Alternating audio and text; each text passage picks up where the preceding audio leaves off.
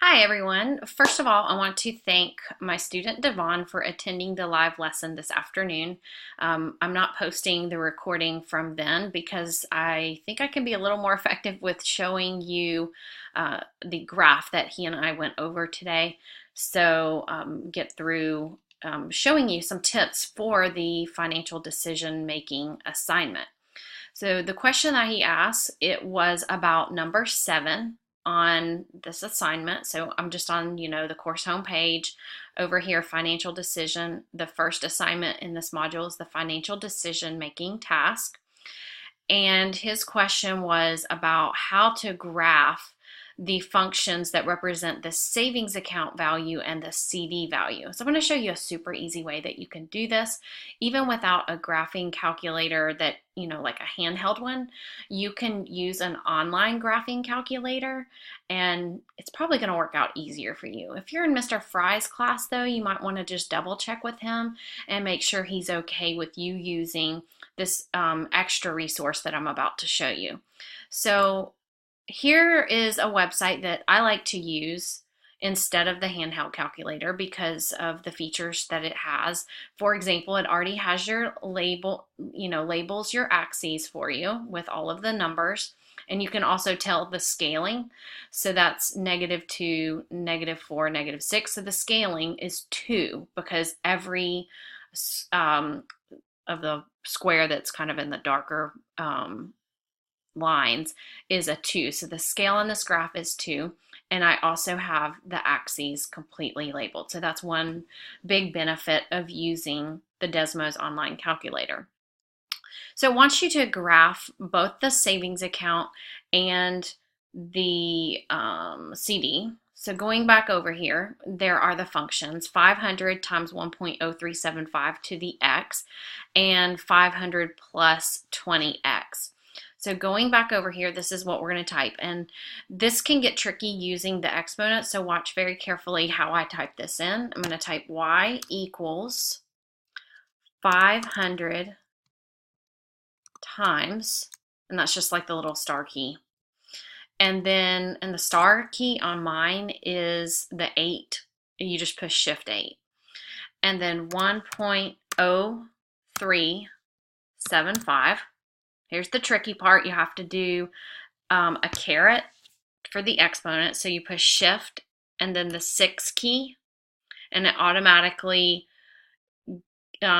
superscripts where you can type the X in there. So it should look like this. And then you can type the other one, y equals 500 plus 20x. So we should have a red graph and a blue graph. As you can see, there's nothing over here. Well, that's just due to the numbers that we have here. Remember that $500 is the starting amount for the account, the savings or the CD. So this only goes up to 6, right? Well, so we need to go all the way up to 500. So if you put your mouse over here and just drag this over, first of all, we're only going to need the positive values, right? Because we're talking about money that is growing. Your money is going to grow in these accounts due to the interest. And then over here, or so in the x-axis, that's the number of years. Well, we're talking about 40 years from now because we're talking retirement. So I'm going to use my mouse and scroll out to zoom out. Or if you want to, you can go over here to the zoom out and just keep zooming out until you can see the 40. Now we do get a little bit of a glimpse of the blue graph, but still it's not what we need because these are negative values. Like this would be -25 years. Like that doesn't even make sense for this question. So that's irrelevant. So we're going to move it back over. We can see the 40, but gosh, we still can't see way up here, can we? So I'm going to actually go back to where I can see 0 to 40 years pretty well. 0 to 40. I don't need anything past 40 years, so I could really just zoom in even a bit more there. You might have to play around with this to see what works for you for the actual problem. And in this case, again, it's to 40. Over here on the y-axis, though, we need it to go all the way at a minimum 500, right? I mean, we know that the money grows. We might even want to go to 2,000 or 3,000 or 4,000. We'll have to investigate that and see what happens. But, and even if you wanted to, you could plug in 40 for X and see how high it goes. And that's where you would want your Y value maximum to be, because X is 40 years. But let's just say we're going to be a little lazy on that. We're not going to go plug it in. Instead, we're just going to do some trial and error. So I can come over here to this wrench for the graph settings. And I've already got my x-axis pretty much like I like it. It's over here from 0 to 40 years. If you want it really precise, you could always change this to like a 0 to 40. Of course, your 40 is going to be way over here. So you might want to go more with like 50 just to be sure you can totally see the values at 40. However, on the y-axis, again, remember, we're only at like $30. Well, that doesn't make sense for the problem because we're talking about $500. And I'm going to maybe just set this at, I'm guessing, $3,000. And look at that. Beautiful graph now. Except for, you know what, I can't really see the x-axis. I have to move it up. Now that is a beautiful graph because now we can see at 40 years, we can go up here and see that the blue graph at 40 years is going to have a value of 1,300. And then the red graph is going to have a value of $2,180. You can see that they're pretty much overlapping right here. This is at which point they intersect. That's another great feature of Desmos is it will show you these points. It starts at $500, yes. Then they're going to be pretty much right on, you know, for the most part, right on top of each other with the same value. It's not going to make that much of a difference for the first 4.5 years. But as you can see, the exponential growth of the red one, which is the savings account, is going to far surpass the CD at a 40-year term. So now what do you do with this graph to insert it into your assignment? So if you typed up your assignment, here's where it's going to get easy. I use a screen capture program, and it's called Jing, J-I-N-G. You can Google it if you want it. But you can also just use whatever screen capture that's already built into your computer. But I'm going to screen capture this entire graph, copy it, copy.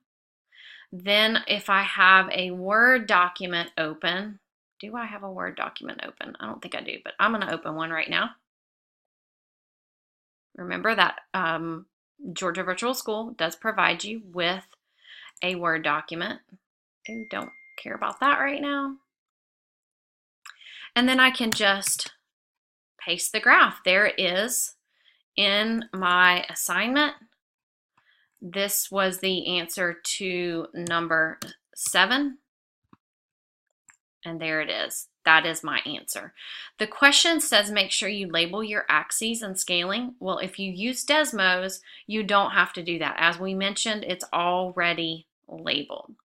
If you typed your, not if you didn't type, if you did a handwritten assignment, if you're allowed to in your class, which you are allowed to in my class, then what you'll have to do is you'll have to take this screenshot that you took before, and I'm going to go ahead and close this because we don't need it, but you'll have to do that screenshot and then save it to your computer, and then when you attach the picture of your handwritten work, you'll also need to attach the picture of the graph. One last thing you can do is click right here and go to Share Graph.